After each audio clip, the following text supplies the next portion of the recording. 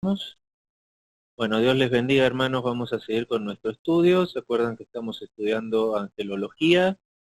Pues bueno, estamos entrando al punto 9, que era, íbamos a hablar un poco sobre el futuro de Satanás y de sus ángeles. Algo que les quería comentar es que he tratado de armar un esquema, un orden de los ángeles, tanto ángeles de Dios como ángeles caídos que se mencionan en la Biblia, con sus jerarquías. Pero está realmente muy, muy complicado y los materiales que hay son muchos católicos que ponen jerarquías que no encuentro en la Biblia, entonces hasta yo estoy un poquito confundido cómo ordenarlos, pero a ver si la semana que viene ya tengo algo más eh, concreto al respecto, más bíblico, ¿no? Porque quiero realmente que sea algo que pueda ser bien fundamentado en la palabra de Dios. ¿Amén? Bueno, el punto en que habíamos quedado es este, íbamos a hablar del futuro de Satanás y de sus ángeles, y hablamos que los demonios son ángeles caídos, que fueron expulsados del cielo junto con Satanás, luego de aquella gran rebelión, y expulsados aquí a la tierra, y están a las órdenes de Satanás, los demonios, que son ángeles, son iguales que los ángeles de Dios, pero se han rebelado contra Dios. Entonces aquí vamos a empezar leyendo Lucas. Yo voy a usar la Reina Valera. Si alguien quiere usar otra versión, está perfecto. Lucas, tenemos que ir al 10:17.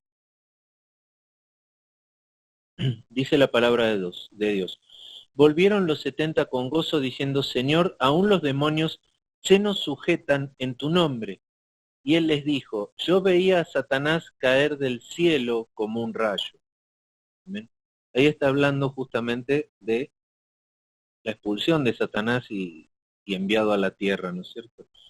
En otras partes también lo menciona, como él vino a parar aquí.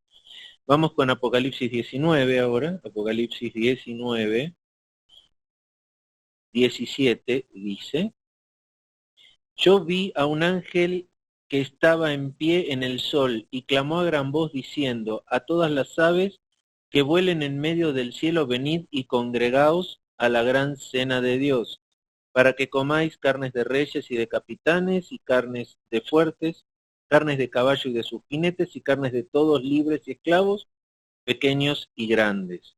¿Sí? Y acá dice que, hasta el 20, perdón, sigo leyendo, y vi a la bestia, a los reyes de la tierra y a sus ejércitos reunidos para guerrear contra el que montaba el caballo y contra su ejército.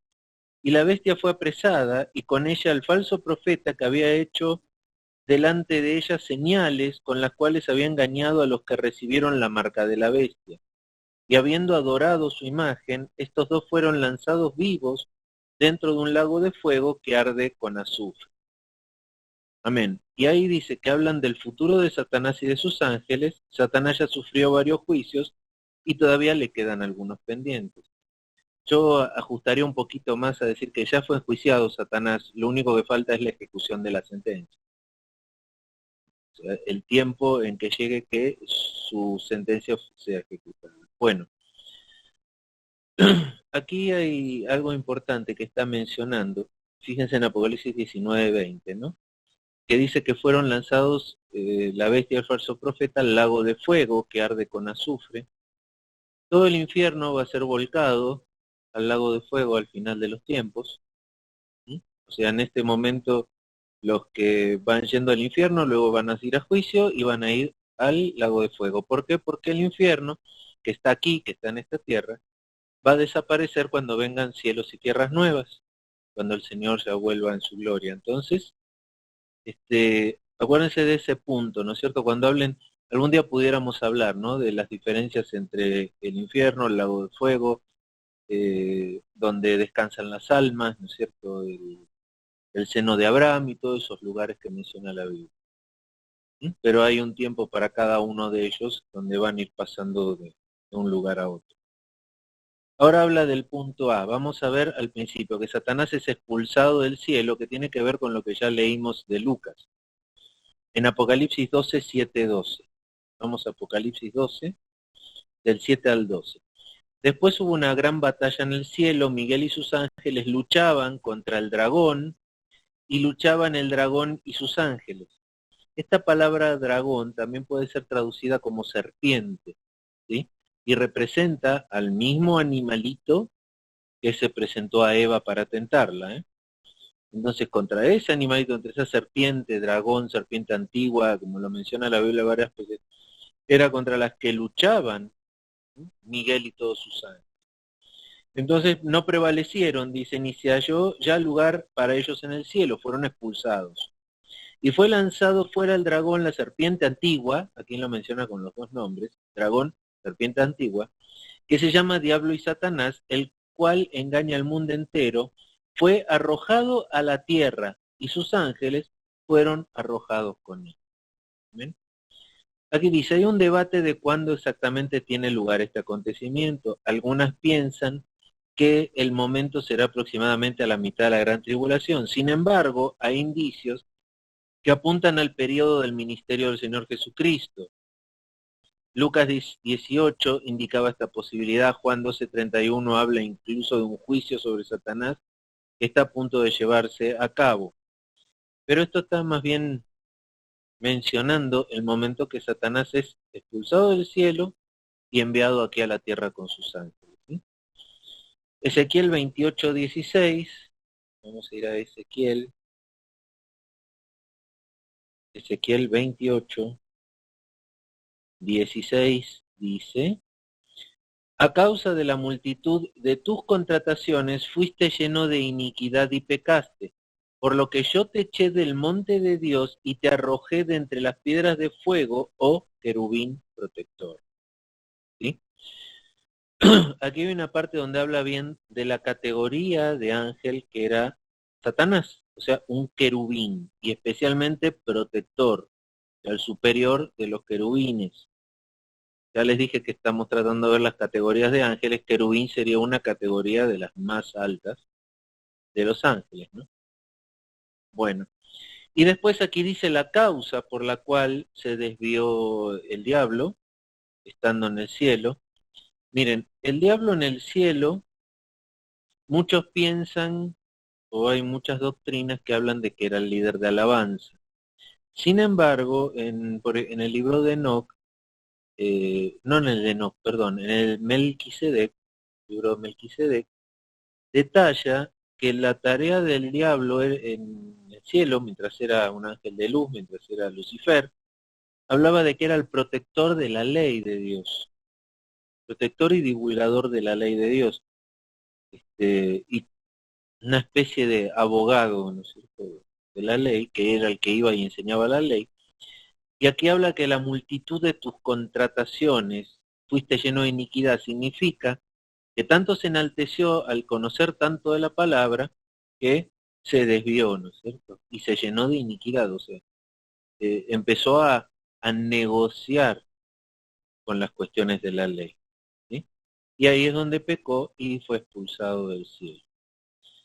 Bueno, entonces, el punto B dice, Satanás es castigado en el paraíso, Génesis 3,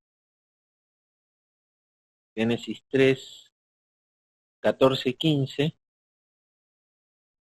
habla, y Jehová Dios dijo a la serpiente, por cuanto esto hiciste, maldita serás entre todas las bestias y entre todos los animales del campo.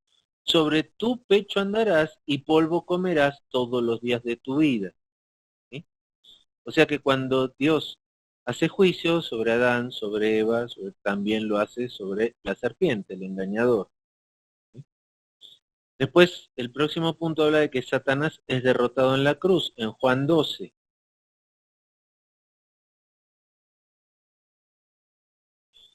Juan 12:31 dice, ahora es el juicio de este mundo, ahora el príncipe de este mundo será echado fuera. ¿Mm? ¿Ya? Jesús le quitó, lo venció y le quitó su dominio sobre el mundo. A ver, piensen, ¿cómo fue que el diablo consiguió el dominio sobre el mundo? El dominio que tenía de ser príncipe exclusivo del mundo y hacía en el mundo lo que quería, ¿cierto? Eso lo logró haciendo que él venció y le quitó esta cualidad a Adán, exactamente, no sé quién habló, pero la Dios le bendiga, le quitó ese título a Adán. Cuando engaña a Adán y lo hace pecar, acuérdense que, ¿qué le dijo Dios a Adán? Que sojuzgara la tierra, que él fuera el que juzgara la tierra. Y le pusiera nombre a todos los animales, o sea, significa que sea el padre de todos los animales.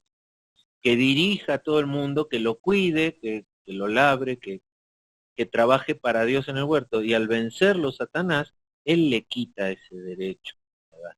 ¿Sí? Entonces él se queda con el derecho de ser el príncipe de este mundo, de ser el rey de este mundo. ¿Sí? ¿Qué más? Ahora, ¿qué pasa en la cruz? En la cruz, Cristo lo vence y recupera ese derecho. Ahora, el príncipe en realidad de este mundo, ¿no es cierto?, el que tiene el control, es Jesús, es el Señor Jesús. ¿Y qué situación se está viviendo ahora? Han visto muchas veces en una guerra, supónganse, ¿no? Dos bandos pelean una guerra, un bando le gana al otro y hace que capitule, que, ¿no es cierto?, que desista, que se rinda, que firme una rendición, ¿no es cierto? Una vez que se rinde incondicionalmente ese, ahora vienen las deliberaciones de qué se hace con ese país que fue derrotado. Cuando termina la Segunda Guerra Mundial, como por ejemplo, firman la rendición el pueblo alemán, ya no lo firma Hitler, Hitler teóricamente había muerto, lo firman sus generales. Ellos no querían firmar una rendición incondicional, querían poner condiciones para su rendición, lo cual no les fue permitido y tuvieron que rendirse incondicionalmente. Una vez que se rinden, se juntan los aliados a discutir qué van a hacer con ese reino, ¿no es cierto? Hasta se dividen Berlín, la ciudad de Berlín la dividen en este y oeste y se dividen todo, ¿no es cierto? Y pasa un periodo. Un poco estamos viviendo algo similar. Satanás fue derrotado, ya firmó su rendición incondicional. Y ahora está en el proceso donde tiene que obedecer a Jesús. Ya de alguna manera sigue siendo el rey del mundo, tiene el control todavía, pero ya no lo puede ejercer, tiene que ejercerlo a través de la autoridad que le dé su vencedor, que es Jesús, esperando el momento en que termine de decidirse qué se hace con ese reino, ¿no es cierto? Que cómo se va a controlar, dividir o cómo se va a manejar.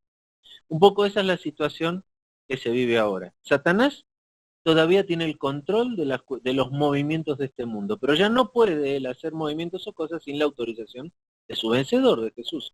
Él es el que ahora tiene el título, ¿sí? Pero está esperando su sentencia, o sea, está esperando que se le pongan, se ejecute, ¿no es cierto?, finalmente la toma de su país, la ocupación, cómo se va a hacer y cómo se va a repartir todo eso. Digamos, es una situación similar. Entonces, se lo menciona a Satanás como el príncipe de este mundo, sí es el príncipe de este mundo, pero está derrotado y ya está bajo autoridad, que es la autoridad de Cristo, ¿sí? Cuando ese tiempo termine, que Cristo termine de definir qué hace con lo que quedó, se va a ejecutar esa sentencia, el diablo va a ser echado al abismo, ¿no es cierto? Y va a venir un periodo, primero de gran tribulación y luego de un milenio con este señor encerrado. Eh, digamos, estoy tratando de hacer una comparación de lo que vivimos, porque mucha gente muchas veces me pregunta cómo si Satanás ya fue derrotado, todavía sigue haciendo las cosas que hace. Las sigue haciendo porque se vive ese momento, en el cual las puede hacer porque todavía tiene el control, pero no las puede hacer sin autorización de su vencedor. Sí, sí, hermano.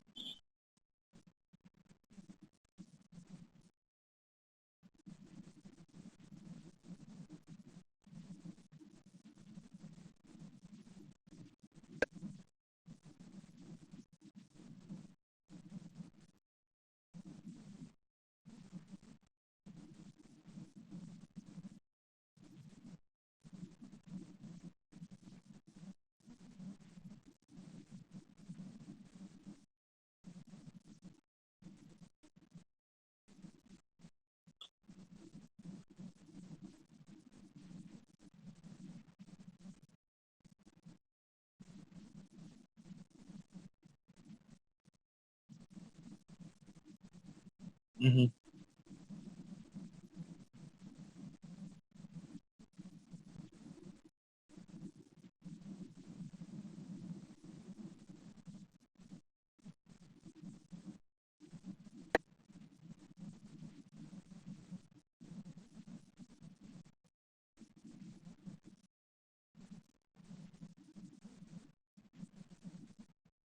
Mira, la Biblia lo estoy buscando, ¿no es cierto? La Biblia dice que aquel que es derrotado es prisionero de quien lo derrota, ¿no es cierto? Es hecho prisionero de quien lo derrota.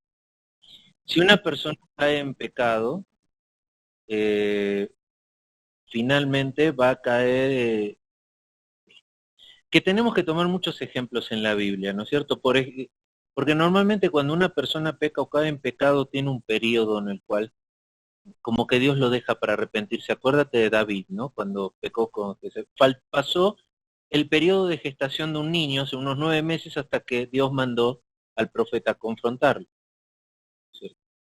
Entonces, es como que siempre hay un periodo, pero sí, si es vencido por Satanás, por los demonios, cae en pecado, finalmente pierde la autoridad que tiene sobre la familia o sobre lo que tenga autoridad. Lo mismo que un pastor que nosotros cae en pecado, ¿no es cierto? Pierde la autoridad.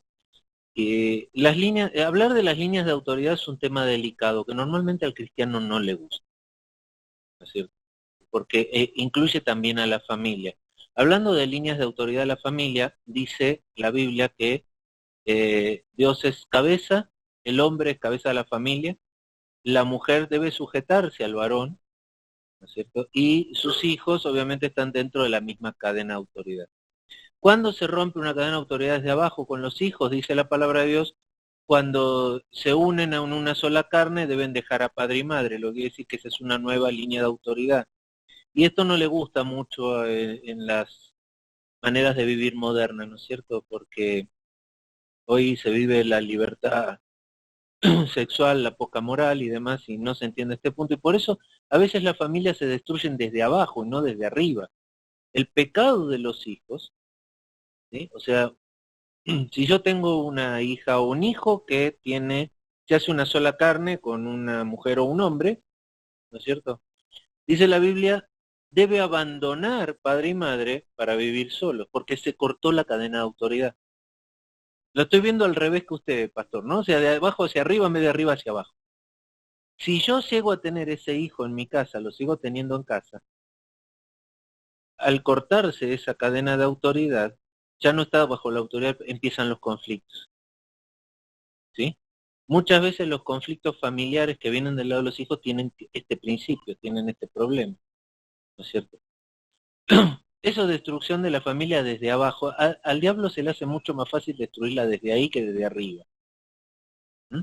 O sea, el torcer los hijos para que de esa manera hagan el desarme familiar desde abajo. Después, viendo desde arriba la cadena de autoridad, cuando un hombre peca, que es cabeza de hogar, se corta su relación con Dios, que es su cabeza, es a quien debería estar obedeciendo. Y pasa exactamente algo parecido. Se corta una cadena de autoridad y al cortarse la cadena empiezan los ruidos. Porque entonces ya la mujer empieza a no someterse al varón, porque el varón no se somete a Dios. En las cuestiones espirituales, si bien no se razona con la mente, el espíritu lo sabe y pasan esas cosas, ¿no? O sea, hombre de familia, pastor de su hogar, que peca, corta su relación con Dios, se aparta de Dios, automáticamente corta la cadena de autoridad. Y al estar cortada empieza a hacer ruido hacia abajo. La mujer sometida ya no empieza a estar tan sometida. ¿Sí? ¿Por qué? Porque espiritualmente se percibe que se rompió la cadena. Los hijos lo mismo, ¿no es cierto? Empieza a haber ruido. Lo importante de todo esto, pastor, no sé si estoy respondiendo bien su pregunta, es entender qué es lo que no entiende el hombre, la mujer, los hijos de hoy en día. Entender realmente la importancia de las cadenas de autoridad que Dios creó. Lo importante que es mantener esa cadena de autoridad. Lo mismo pasa en el matrimonio mujer-hombre, ¿no? Si la mujer peca, ya deja de someterse, rompe la cadena de autoridad para arriba y para abajo, ¿no? Para su hombre, para su pastor, Y para sus hijos lo mismo, y empieza todo ese ruido familiar. Por donde sea que la cadena de autoridad se corte, ¿no es cierto?, desequilibra el modelo de Dios. Entonces lo que nosotros como pastores que enseñamos, lo que debemos enseñar es realmente tratar de inculcar la importancia de las cadenas de autoridad en la familia. Que donde esa cadena de autoridad se corte, de abajo o de arriba, va a romper, va a causar una cadena de eventos espirituales hacia el lado que sea. ¿Sí? Usted debe vivir en su iglesia la rebeldía de los hijos a veces contra los padres que hay en una familia. ¿De dónde viene eso? No viene del pecado del padre, muchas veces viene el pecado de ellos mismos, ¿no es cierto? O el padre que el decidir pecar o que peca, qué grado de influencia satánica hay en la vida de ese hombre, de esa mujer, ¿no? La clase, al final de la clase pasada estuve hablando un poco de los distintos niveles de influencia satánica que hay sobre la vida de un hombre. ¿Sí? No sé usted si lo llegó a ver, pastor, el video. Sí lo escuché. Bueno, esa cuestión, ¿no es cierto? Un hombre, por pecar o por apartarse de Dios, puede tener determinados grados de influencia satánica en su vida, ¿no es cierto? Y entonces esos grados va a hacer que esté más o menos relacionado con Dios, más o menos cumpliendo su función, o más o menos atado al pecado. La caída en esos puntos tiene que ver con eh, con cómo ayudemos nosotros al diablo o a Dios a subir o bajar en la escala, tanto de influencia satánica como de influencia santa, ¿no es cierto? De influencia del Espíritu Santo en nuestra vida. Porque también, hermano, puede haber un hombre con muy, muy bajita influencia satánica, influencia del Espíritu Santo y nada de influencia satánica, pero igualmente con tan poca influencia, con tan poca relación con el Espíritu Santo, esa cadena de autoridad con Dios está prácticamente muy débil, porque no percibe la voluntad de Dios, no escucha la voz de Dios, entonces se maneja según su voluntad. Al manejarse según su voluntad, las cosas no salen como se espera en la familia, entonces quien se debe someter a él, que es la mujer, se revela contra la autoridad del padre, la autoridad del esposo, en este caso de la cabeza del hogar, ¿no? De la misma manera pasa en la iglesia, ¿no? Se rebelan contra la autoridad del pastor, contra la autoridad del líder, no tienen amor suficiente para su relacionamiento con los hermanos. ¿Por qué? Porque posiblemente estén con el Espíritu Santo, pero con una relación tan pobre con el Espíritu Santo que están prácticamente viviendo sobre la voluntad del hombre. La voluntad del hombre sabemos que la controla Satanás. Y mire, hay algo que es importantísimo. Puede ser que el aspecto, la parte visible, materialmente visible, no pase nada, no se perciba nada, pero el espíritu lo percibe. En la parte espiritual son muy grandes los desarreglos que se hacen en esto. Una pequeña rotura en las cadenas de autoridad no se va a notar físicamente, intelectualmente, pero espiritualmente hace desastre. Y eso no viene, no le podemos inculcar mucho esto a la gente muy grande, porque ya ha pasado mucho tiempo en su influencia con el mundo. Entonces es muy difícil. Esto es importante, que se inculque desde abajo. Por eso empecé hablando de los hijos, ¿no? ¿No es cierto? Es importante desde los hijos enseñarle cómo mantenerse bajo esa cadena de autoridad. Eh, la Biblia habla de que el primer mandamiento con bendición es honrar a su padre y a su madre. ¿Cuántos niños chiquitos entienden eso? Desde el momento que lo deben entender, siendo niños chiquitos. ¿Cierto? Si ven, están más educados por la televisión y las tabletas y Facebook que por los padres. Ahí empieza la rotura. Yo la veo más peligrosa de ahí abajo, la rotura que de arriba.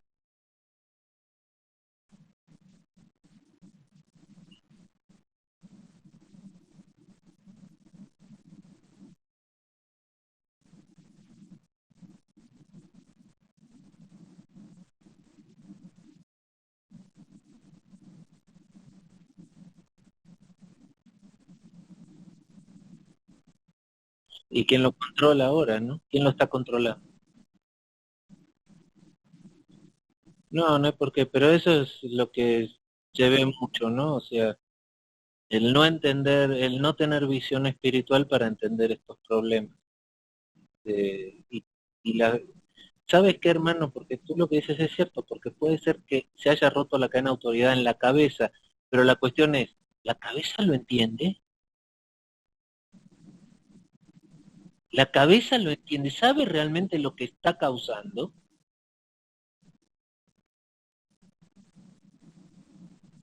Sí, sí, sí.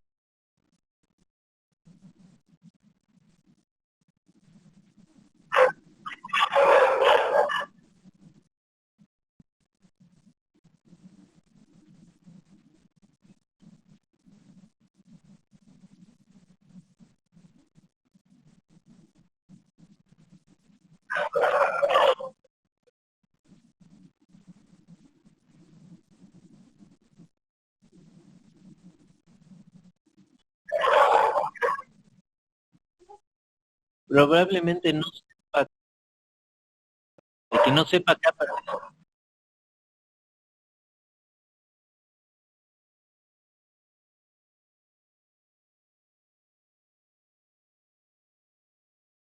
Mira, el problema principal es ese, ¿no? Que la persona que tiene que tener la autoridad no percibe que la ha perdido, no es consciente de que la ha perdido. Y cuando uno lo ministra y le dice, cuidado porque estoy notando que está, no, yo, por Dios, imposible si yo oro, acuérdate el fariseo que decía, gracias que no soy como este pobre pecador, yo oro todos los días, diezmo y doy. Ese es el sentir del hombre, ¿no es cierto? No se pone realmente en la posición, y eso es lo que causa estragos, porque el día que se dé cuenta realmente va a ser demasiado tarde, o sea, ya va a estar rota, ya el diablo destruyó, y Dios siempre tiene el poder de volver a restaurar, pero no es el camino corto. ¿Mm? Es muy delicado el tema, y hay mucha influencia satánica desde fuera de la iglesia. En los negocios del mundo, en el vivir cotidiano de cada persona, en las relaciones, en las influencias. El diablo tiene demasiados y muchísimos instrumentos y armas para influenciar a una persona, para tentar a una persona a ser influenciada. ¿Sí? Entonces, es muy delicado el tema, pero el primer punto es enseñar la palabra, que la gente mm, se alimente mucho de la palabra para realmente tener más sensibilidad de poder entender cuál es su verdadera situación espiritual. Y lo mismo sensibilizar a los hijos desde chiquitos, ¿no es cierto? ¿Cuál es su verdadera influencia dentro del grupo familiar? Pues bueno, entonces,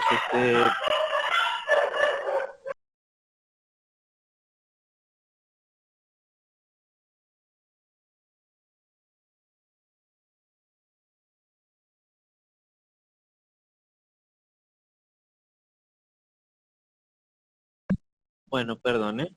Entonces, no sé si con eso respondimos un poquito la pregunta. Seguimos aquí entonces. Ya sabemos que Satanás es derrotado en la cruz, ¿no es cierto? Ya, eso lo leímos. Vamos a seguir por el punto D. Satanás es echado al abismo. ¿Mm? Apocalipsis 21. El primer día de la semana, María Magdalena, no, Juan no, perdón, Apocalipsis 20. Acá. Vi a un ángel que descendía del cielo con la llave del abismo y una gran cadena en la mano, y prendió al dragón, la serpiente antigua, que es el diablo de Satanás, y lo ató por 1000 años. ¿Mm? Sabemos que esto va a pasar al final de la gran tribulación, ¿sí? Que Satanás va a estar encerrado 1000 años.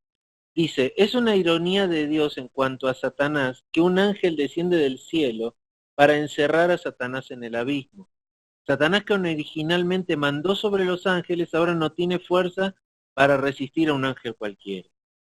No sabemos dónde se encuentra el abismo. Según el sistema premilenialista, todo esto ocurrirá antes del milenio. Los amilenialistas entienden que esto como una referencia al triunfo de Cristo sobre Satanás mencionado en Juan, ¿sí? Pero sabemos los milenialistas, en lo que conocemos la palabra y sabemos que va a haber un periodo milenial luego de la gran tribulación, ¿no es cierto? Sabemos que lo que está hablando es al final de la gran tribulación. Y aquí menciona en Juan 12:31, vamos a leer Juan 12:31, que dice: ahora es el juicio de este mundo, ahora el príncipe de este mundo será echado fuera. ¿Sí? Bueno, hay que ponerlo un poquito más en contexto para ver qué es al final de la tribulación. Y Colosenses 2:15,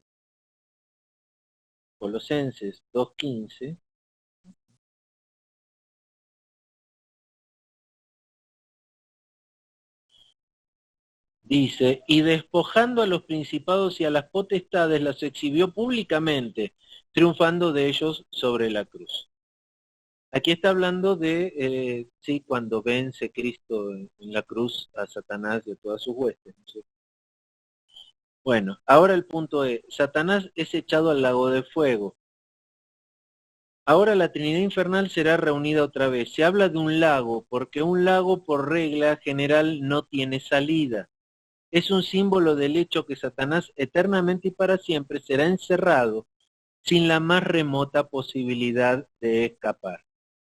Satanás no será destruido, sino atormentado eternamente. Podríamos preguntar a Satanás, ¿realmente valió la pena rebelarse contra Dios?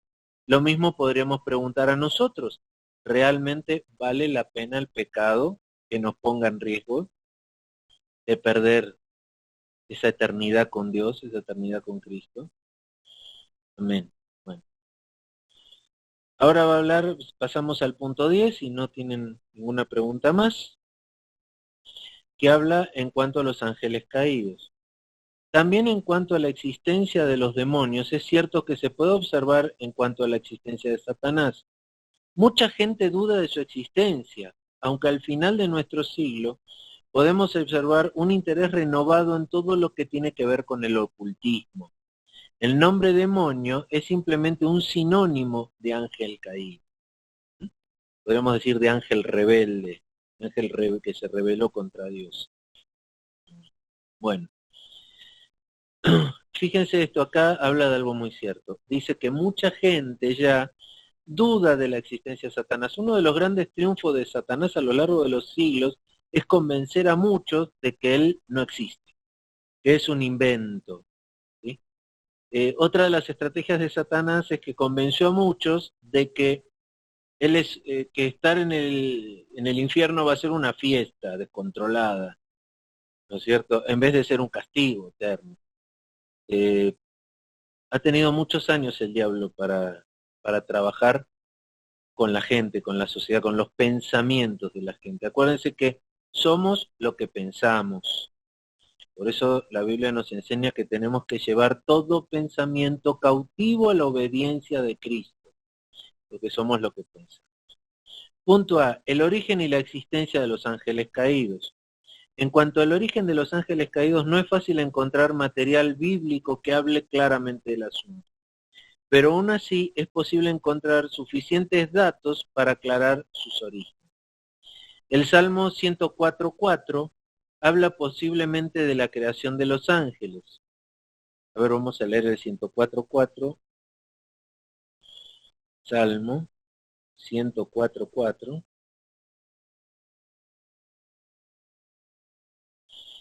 Dice, los montes saltaron como carneros, los collados como... No, estoy en otro salmo, perdón, 114, 104:4. Dice, el que hace a los vientos sus mensajeros y a las llamas de fuego sus ministros. La vez aposentan entre las aguas. A ver, 5. Él fundió la tierra sobre su cimiento, no será jamás removida, con el abismo como con vestido la cubriste, sobre los montes están enlazados. Bueno, acá dice que esto habla posiblemente de la creación de los ángeles. Una posible traducción de la primera parte del versículo el que hace a los espíritus sus ángeles. Ah, está bien, por la traducción que está tomando aquí. Nosotros leemos en Reina Valera, el que hace a los vientos sus mensajeros, pero también la palabra ángel puede ser traducida como vientos y mensajeros, ¿no es cierto? Ángeles.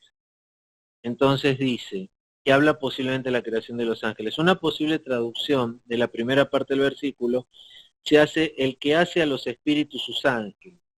La creación de todos los seres angélicos muy posiblemente ocurrió al mismo tiempo. Sin embargo, no existe ninguna afirmación bíblica especificando el momento exacto de su creación.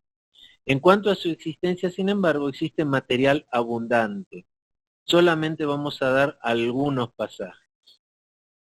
¿Sí? Entonces, Deuteronomio 32:17, Deuteronomio 32:17, dice, sacrificaron a los demonios y no a Dios, a dioses que no habían conocido, a nuevos dioses venidos de cerca, que no habían temido vuestros padres. ¿Sí?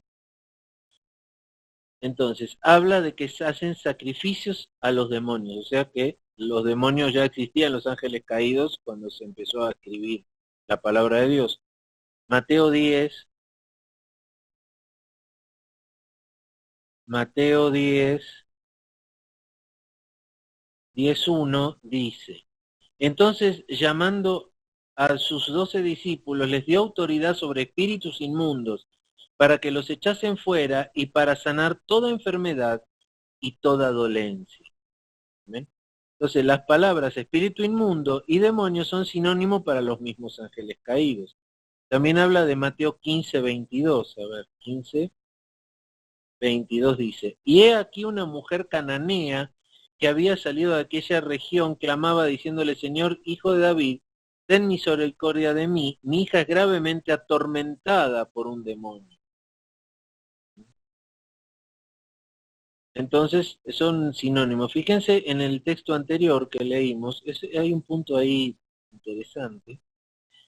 Dice que entonces llamando a los discípulos les dio autoridad sobre los espíritus inmundos para que los echasen fuera y para sanar toda enfermedad y toda dolencia. Bien. Muchas veces me preguntan si esta misma autoridad sigue en los creyentes de hoy en día.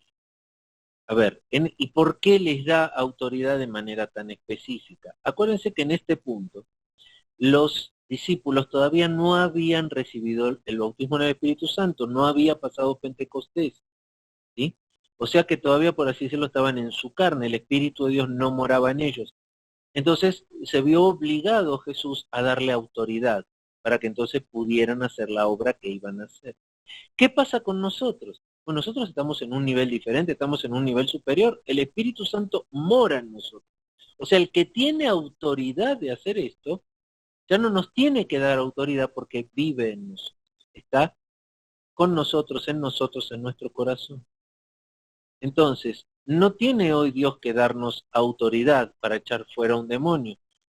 El demonio debe reconocer el Espíritu Santo en nosotros y la autoridad que ese Espíritu Santo tiene. ¿Sí? O sea, la autoridad ya la tenemos toda la autoridad. El Espíritu, el creador de los cielos y la tierra, el que navegaba sobre las aguas o circulaba sobre las aguas, ese vive en nosotros. Entonces, he ahí la diferencia. ¿Por qué les dio autoridad especial en este caso? Porque todavía no moraba en ellos este espíritu. Hoy ya no nos necesita, ya la tenemos. ¿Sí? Tenemos la autoridad de hollar serpientes y escorpiones, que significa caminar sobre ellos. ¿Sí? O sea, están bajo la planta de nuestros pies, ya no están a nuestra altura.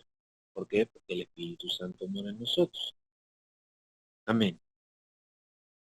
Bueno, Santiago también confirma la existencia de los demonios de los ángeles caídos en 2:19. Santiago 2:19 dice, ¿tú crees que Dios es uno? Bien haces. También los demonios creen y tiemblan.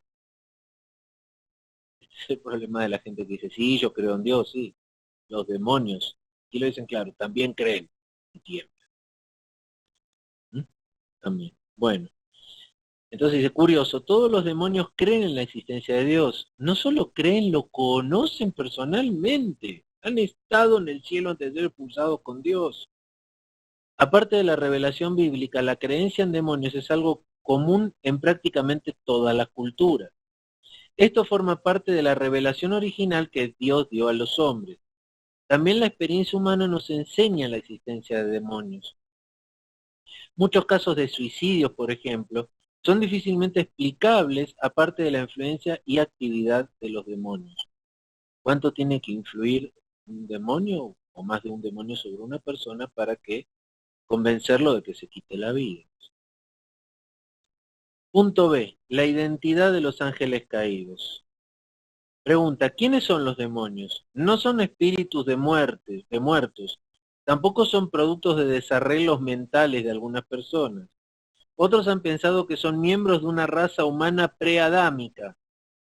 Para todas estas teorías no existe ningún apoyo bíblico. La Biblia nos enseña que los demonios son ángeles caídos, aunque no los únicos ángeles caídos. Porque en Mateo 25:41, Mateo 25:41 dice, entonces dirá también a los de la izquierda, apartaos de mí malditos, al fuego eterno preparado para el diablo y sus ángeles. Habla del diablo y sus ángeles. En este caso se trata de los ángeles caídos, de los que le sirven y obedecen a Satanás.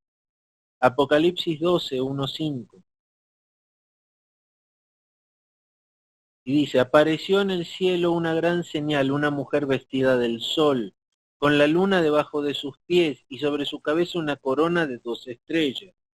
Y estando encinta, clamaba con dolores de parto en la angustia del alumbramiento. También apareció otra señal en el cielo, he aquí un gran dragón escarlata que tenía 7 cabezas y 10 cuernos, y en sus cabezas 7 diademas. Y su cola arrastraba la tercera parte de las estrellas del cielo, y las arrojó sobre la tierra, y el dragón se paró frente a la mujer que estaba para dar a luz, a fin de devorar a su hijo tan pronto como naciese. Y ella dio a luz un hijo varón que regirá con vara de hierro todas las naciones, y su hijo fue arrebatado para Dios y para su trono. ¿Sí? Y dice, la mujer huyó al desierto, donde tiene lugar preparado para Dios, para que allí sustenten por 1270 días, 60 días. Después, bueno, hubo una gran batalla en el cielo, lo que leímos antes, ¿no? De Miguel que luchaba contra el dragón. Y se habla del diablo y sus ángeles. En este caso se trata de ángeles. En el otro. Muy probablemente habla del origen de los demonios. En algún momento de la historia, Satanás arrastró una buena parte de los ángeles consigo. El texto habla de una tercera parte. ¿Sí?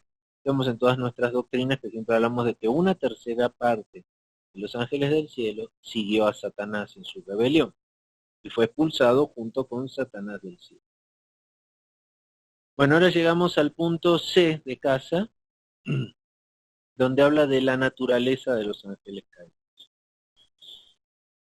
Tiene 3 tipos de naturalezas. Dice, una naturaleza espiritual, no tienen cuerpos, no consisten de materia.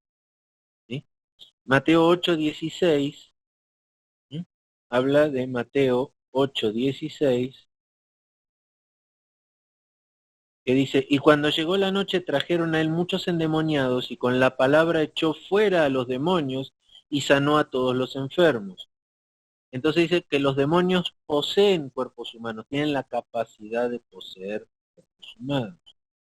Hablamos en la clase anterior de lo difícil que es esto y todos los pasos que tiene que cumplir para poder lograr esto, Satanás. Amén. Bueno, entonces el otro punto dice Lucas 10, 17, 11. A ver, vamos a Lucas 10, del 17 al 20. Dice, volvieron los 70 con gozo, diciendo, Señor, aún los demonios se nos sujetan en tu nombre. Y él les dijo, yo veía a Satanás caer del cielo como un rayo. He aquí os doy potestad de hollar serpientes y escorpiones, y sobre toda fuerza del enemigo, y nada os dañará. Pero no os regocijéis de que los espíritus se os sujetan, sino regocijaos de que vuestros nombres están escritos en los cielos. Comparando los versículos vemos que demonios son espíritus. También comparando la palabra demonio en Mateo 17:18 con espíritu inmundo. En Marcos 9:25, que es un texto paralelo, nos hace llegar a la misma conclusión. ¿Sí? Entonces, los ángeles caídos aquí son llamados como demonios. Perdón, denme un momentito, ya ha empezado a llover.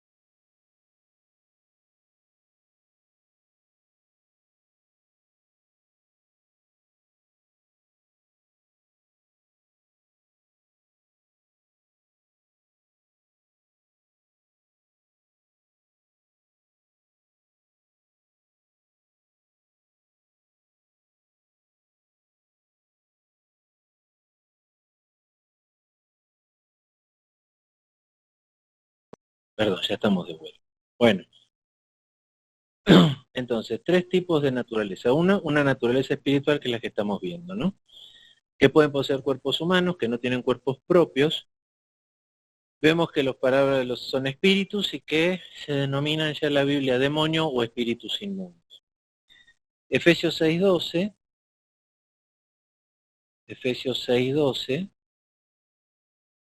dice, porque no tenemos lucha contra carne y sangre, sino contra principados, contra potestades, contra los gobernadores de las tinieblas de este siglo, contra huestes espirituales de maldad en las regiones celestes.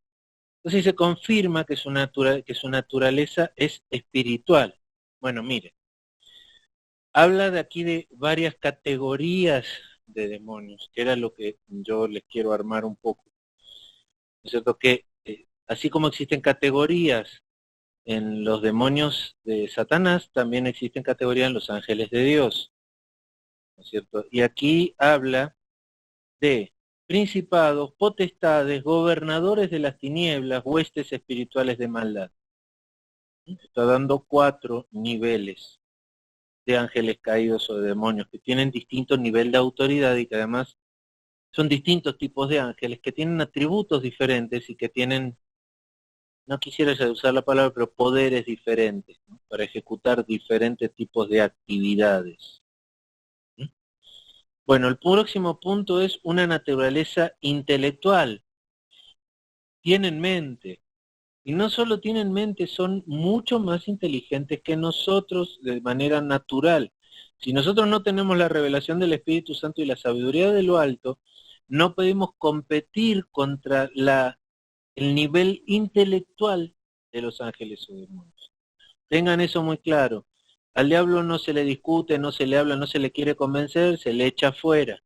Esa es la autoridad que nos dio Cristo. ¿Sí? Echarlos. Nunca nos dijo que nos pongamos a contender, a discutir o a tratar de convencer de nada a un demonio. ¿Por qué? Porque no nos dio esa capacidad intelectual. Entonces dice que tienen mente. Marcos 1:24.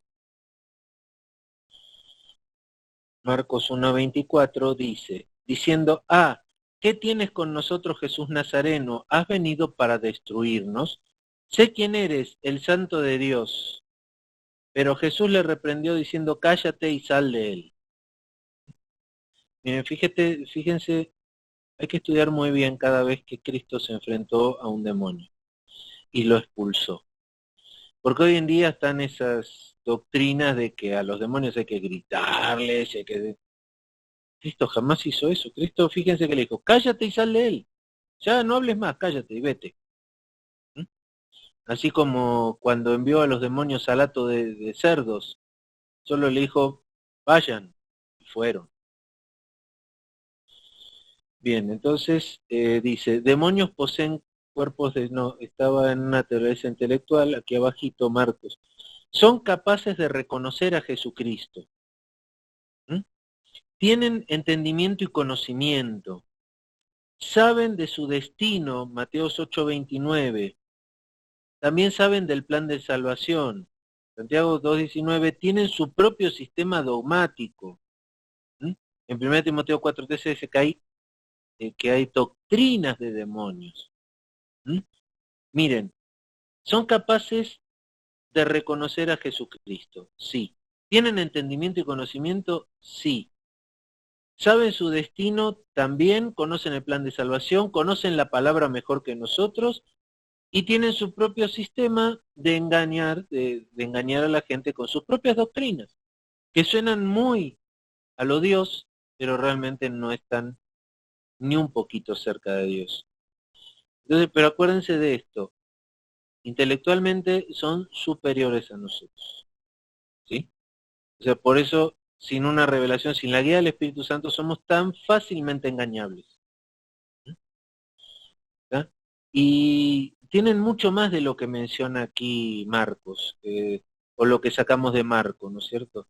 Porque tienen entendimiento, conocen los misterios de Dios, conocen los secretos de Dios, conocen a Dios mismo, conocen el reino de Dios. Y hoy están encerrados aquí, pero les puedo asegurar que por más larga que tengamos nuestra vida, vamos a poder ver lo que ellos vieron. Amén. Perfecto, no hay ninguna pregunta hasta aquí, no veo ninguna, entonces seguimos que tienen una naturaleza moral. En Mateo 10:1, que lo leímos hace un ratito, dice, son llamados espíritus inmundos.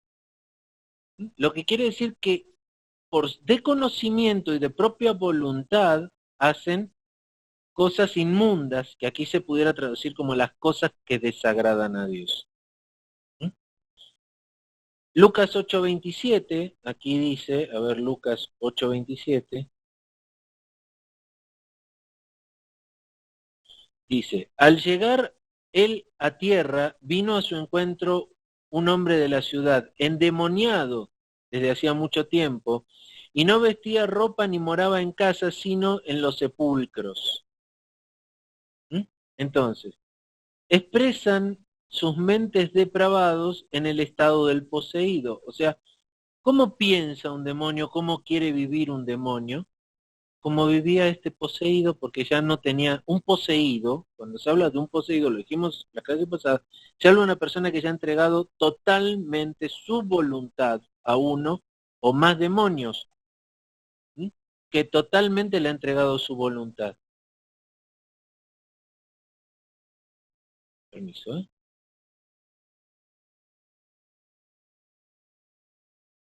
¿Sí? Ya le ha entregado. Entonces ya no piensa él, ya no actúa por sus propios medios o por su propia voluntad, es llevado por los demonios. Entonces, ¿cómo vivía este hombre? Vivía en los sepulcros, desnudo, sucio, infería insultos, ¿no es cierto? Todos le tenían miedo, todos se alejaban de él. Así son las mentes, o sea, así es como vive un demonio. Amén. Ahora habla de la organización de los ángeles caídos. Bueno, entonces dice, en el mundo satánico existe una perfecta organización. Satanás es su jefe. En Mateo 12:24 es llamado príncipe de los demonios. O sea, Satanás es el jefe de todo este mundo organizado de ángeles caídos, ¿sí? De toda esta sociedad organizada de ángeles caídos. En Efesios 2:2 se le llama príncipe de la potestad del aire. El rango siguiente son los arcángeles. Un pasaje clave para comprobarlos, Daniel 10:14. ¿Sí? A ver, vamos a leer Daniel 10. Daniel 10, del 10 al 14. Y dice, y he aquí una mano me tocó, e hizo que me pusiese sobre mis rodillas y sobre las palmas de mis manos. Y me dijo Daniel, varón muy amado, Está atento a las palabras que te hablaré, y ponte en pie, porque a ti he sido enviado ahora. Y mientras hablaba esto conmigo, me puse en pie temblando. Entonces me dijo Daniel, no temas, porque desde el primer día que dispusiste tu corazón a entender y a humillarse en la presencia de tu Dios, fueron oídas tus palabras. Y a causa de tus palabras yo he venido. Voy a hacer un pequeño paréntesis en este texto, porque es muy importante lo que dice aquí. Dios, ¿por qué le respondió? ¿No es cierto? Porque dispuso su corazón a entender y a humillarse en la presencia de tu Dios. O sea, si nosotros queremos recibir respuesta de Dios a nuestras peticiones, ¿cuál es el secreto? Disponer el corazón a entender y a humillarse delante de Dios. ¿Sí? Entonces, desde ese momento son oídas nuestras palabras. ¿Cuántos quieren oír palabra de Dios? Muy bien. Hay que aprender a disponer el corazón a entender y humillarse. Que no importa lo que Dios me diga, me voy a humillar. No me voy a enaltecer nunca con lo que Él me pudiera decir. ¿Ven? Sigo con el texto, en el 13. Mas el príncipe del reino de Persia se me opuso durante 21 días. Pero he aquí Miguel, uno de los principales príncipes, vino para ayudarme y quedé allí con los reyes de Persia. He venido para hacerte saber lo que ha de venir a tu pueblo en los postreros días, porque la visión es para esos días. Amén. Entonces aquí habla de un príncipe.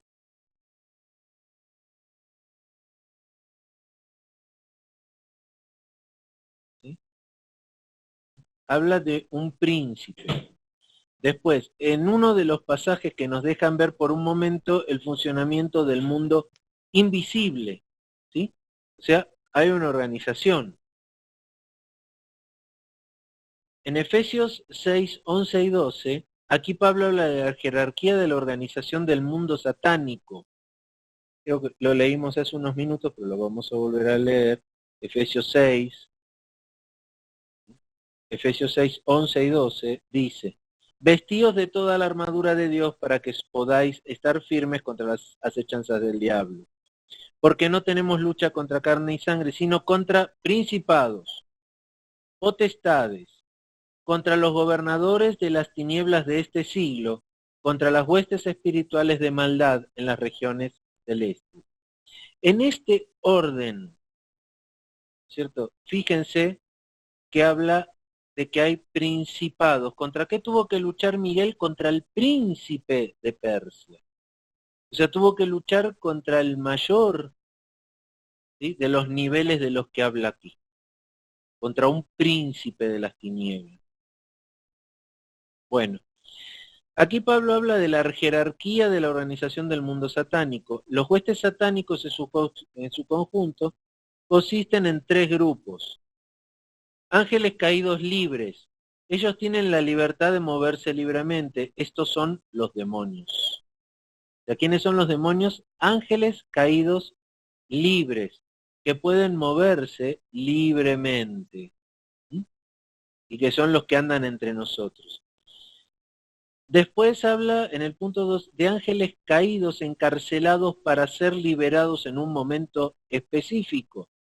¿Sí? En Apocalipsis 9, 1, 10, se los dejo para que lo lean, ahí habla de que al final del milenio van a ser liberados estos demonios, ¿no es cierto? Después hay otro, ángeles caídos, encarcelados en el infierno. Segunda de Pedro 2:4. La palabra en el original era para infierno, es tártaros. Entonces, segunda de Pedro 2:4, lo voy a leer rápidamente, dice. Segunda de Pedro 2:4 dice, porque si Dios no perdonó a los ángeles que pecaron, sino que arrojándolos al infierno los entregó a prisiones de oscuridad para ser reservados para el juicio. Aquí habla de ángeles que pecaron, no solo que se rebelaron en el cielo y fueron expulsados, sino que luego de rebelarse y ser expulsados a la tierra, pecaron además. ¿Sí? Estos, al igual que los hombres que no aceptan a Cristo, son enviados fueron enviados al infierno. El único lugar donde esta palabra se menciona, en Judas 6, también habla de este grupo de ángeles. ¿Sí? En Judas 6 también habla de este grupo de ángeles, los que están encarcelados por haber pecado.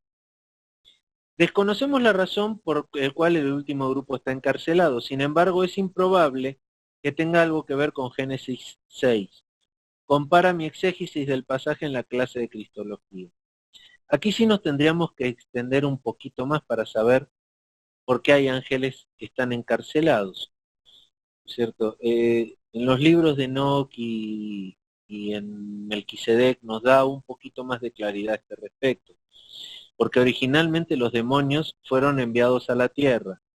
Algunos andan por ahí sueltos, que son los libres, los que hoy son los demonios.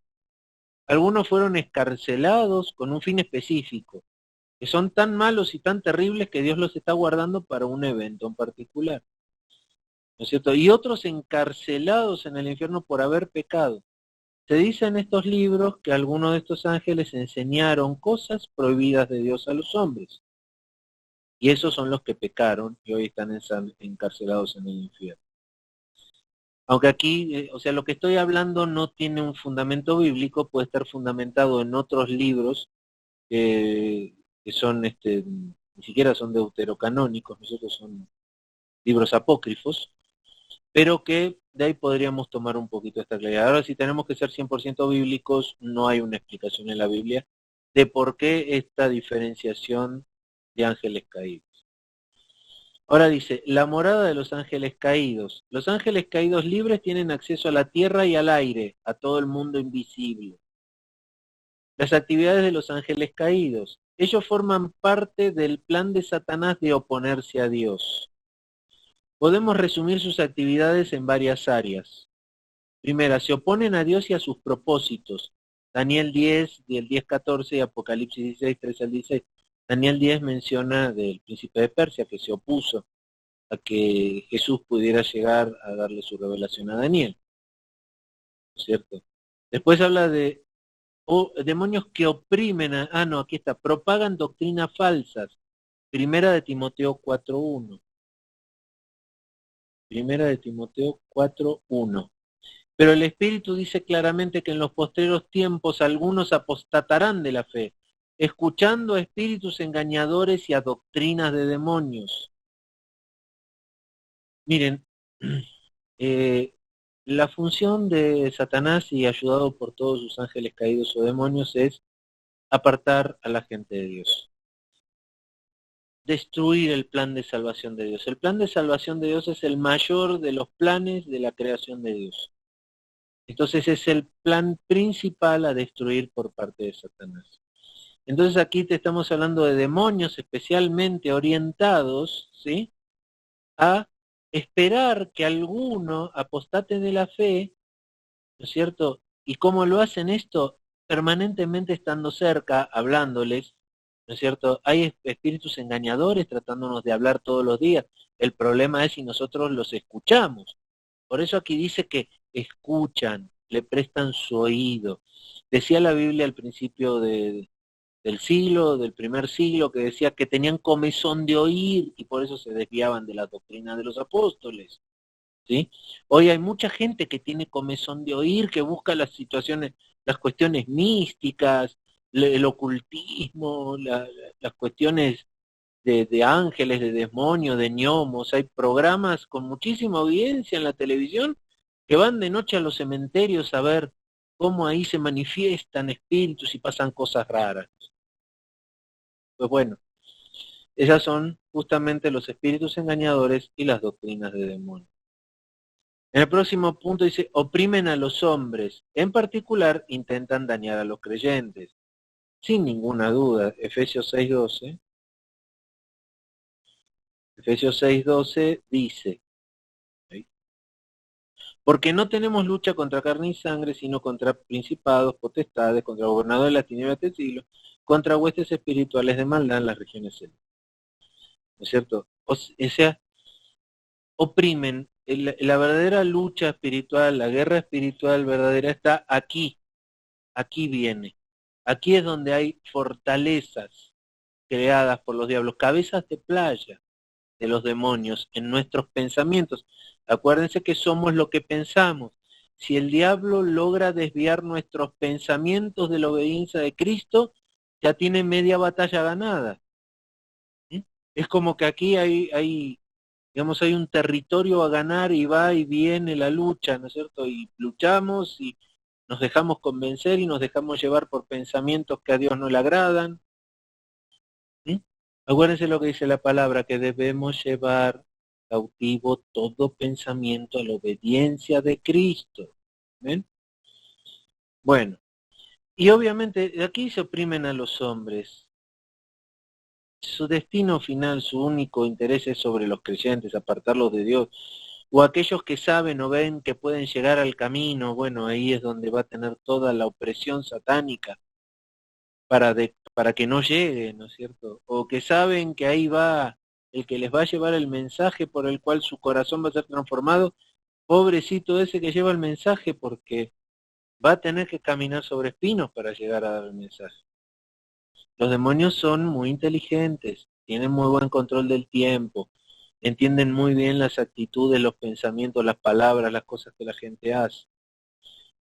No llevan no siglos ni años de ventaja, nos llevan eones de ventaja. Sigue, demonios pueden ser usados por Dios para llevar a cabo sus propósitos. Primera de Samuel 16:14, 2 Corintios. Miren, hay que leerlos estos textos. Obvio, el Señor hoy está corrigiéndonos, preparándonos para nuestra vida eterna, futura con Él. Ese es su principal y fundamental interés, ¿no es cierto? Y su principal actividad. A veces necesita darnos una cachetada, darnos un buen chanclazo. ¿Y qué es lo que hace Dios para darnos un buen chanclazo? Los demonios también, si bien obedecen a Satanás, Satanás hoy tiene que obedecer a Jesús porque fue vencido. Entonces Jesús perfectamente puede permitir, como en el caso de Job, ¿no? Job no había hecho nada, pero permitió ser alcanzado por el diablo para que lo atormentara. Entonces, si Dios tiene hoy que hacernos razonar en algo y el método para eso sería que tengamos un tormento, Él va a usar a los demonios también para enseñarnos, para prepararnos. No nos escapamos. Dice, Dios les permite en ciertos casos, causar enfermedades. ¿Mm?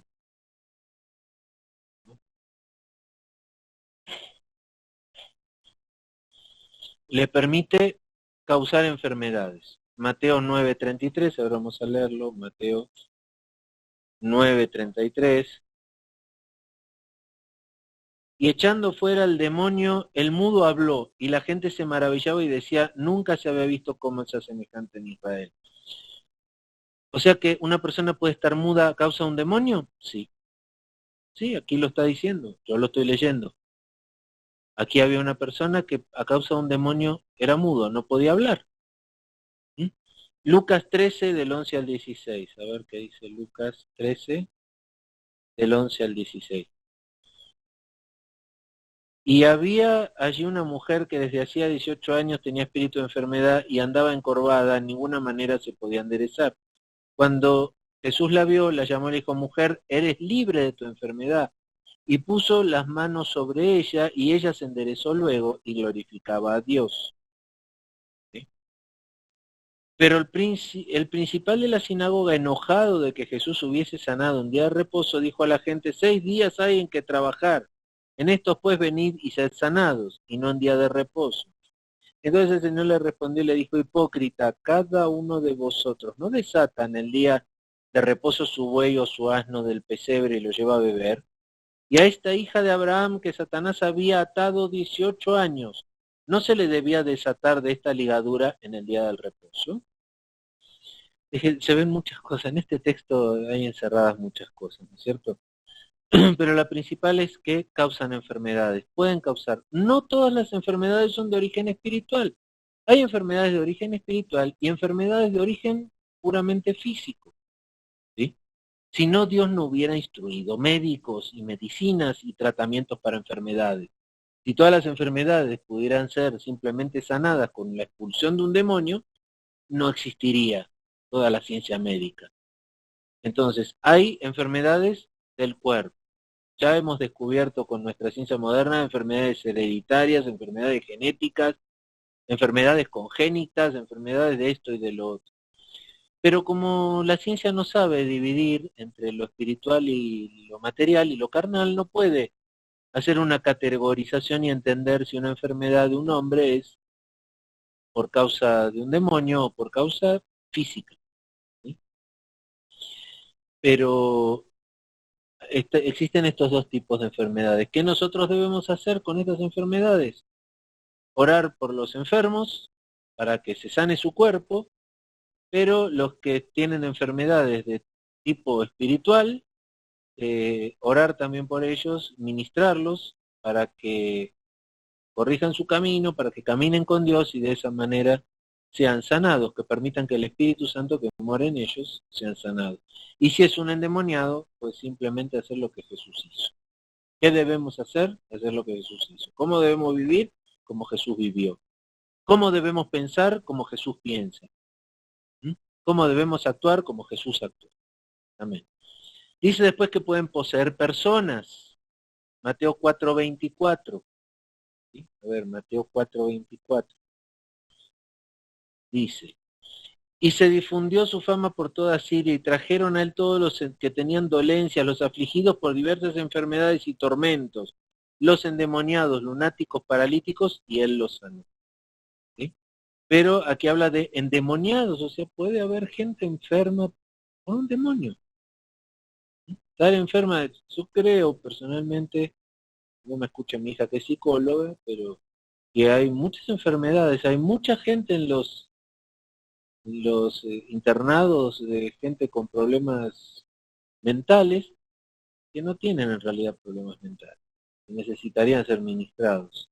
Pero bueno, el hombre natural no puede diferenciar estas cosas.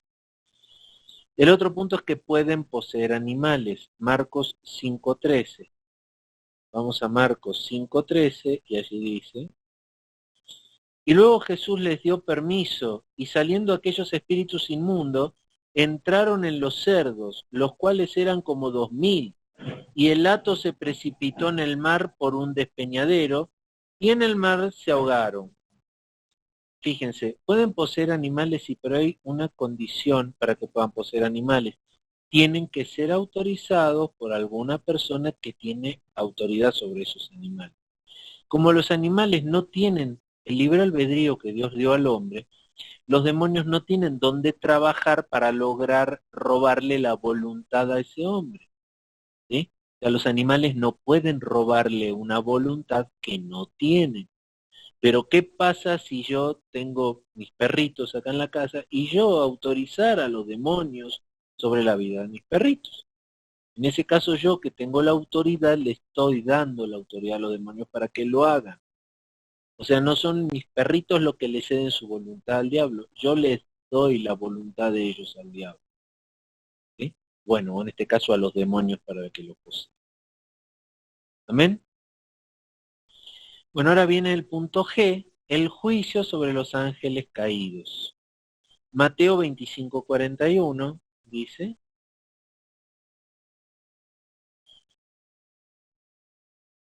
entonces dirá también a los de la izquierda, apartaos de mí, malditos, al fuego eterno preparado para el diablo y sus ángeles. Gehenna es la palabra que se utiliza aquí, ¿sí? Como infierno, que dice, es el infierno, está preparado para Satanás y sus ángeles, es equivalente al lago de fuego. Y aquí está hablando del Gehenna, del lago de fuego. La palabra aparece 12 veces en el Nuevo Testamento, en 11 ocasiones.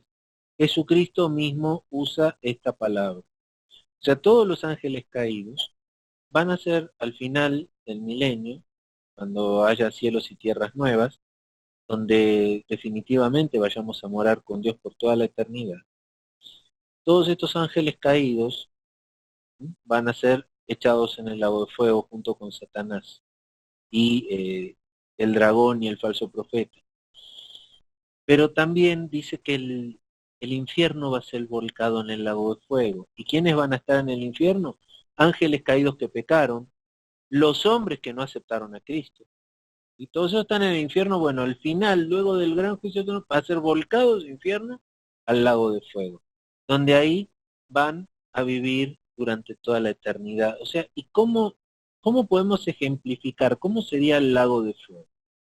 Bueno, imagínense esto, que va a haber un cuerpo que no puede morir, que va a ser el cuerpo que nos va a dar el Señor, son cuerpos eternos, no hay maneras de matarlos. Entonces, imagínense que tengo un lago de lava volcánica. Y yo sumerjo un cuerpo en esa lava volcánica, pero ese cuerpo no se puede quemar, no puede morir porque es un cuerpo eterno, pero sí siente. Entonces, ¿qué sentiría un cuerpo al estar sumergido en una cuestión fluida así muy gruesa, muy áspera, pero que está a 2000 grados centígrados? ¿Qué sentiría el cuerpo? Miren, nosotros cuando estamos enfermos y tenemos calentura, sentimos que nos quemamos con 39 grados, nos estamos quemando con 39 grados. Yo hablé de 2000. Imagínense lo que van a sentir en ese lago de fuego toda la eternidad. Todos estos que decidieron desafiar a Dios. ¿Mm? Porque los ángeles caídos decidieron desafiar a Dios y por eso cayeron, y los hombres que están en el infierno son hombres que decidieron no aceptar a Dios, decidieron desafiarlos, vivir la vida por ellos mismos y no vivir la vida por aquel que los creó y les dio propósito. Es una manera de desafiar a Dios y su fin va a ser terrible. Si los hombres entendieran un poquitito de ese sufrimiento eterno que van a vivir, híjole, yo no creo que hubiera nadie que decidiera desafiar a Dios para pasar esa eternidad en ese tormento. Pero tan controlada está la mente del hombre hoy por Satanás que no tienen conciencia. Por falta de conocimiento perece su pueblo, no tienen conocimiento, no tienen conciencia, no se paran a pensar. Y cuando uno les habla de esto y les explica que no quiere que pasen ese tormento, a uno lo toman por loco. Y muchas veces tú le preguntas qué hay después de la muerte a la gente y la gente no sabe, la gente no quiere ni pensar en eso.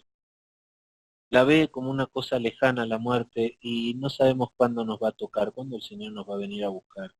Seamos viejos, seamos jóvenes, tengamos enfermedades, estemos sanos.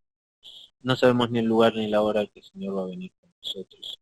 Y se va a acabar nuestro tiempo y su tiempo para arrepentirse y aceptar a Cristo. ¿Ven?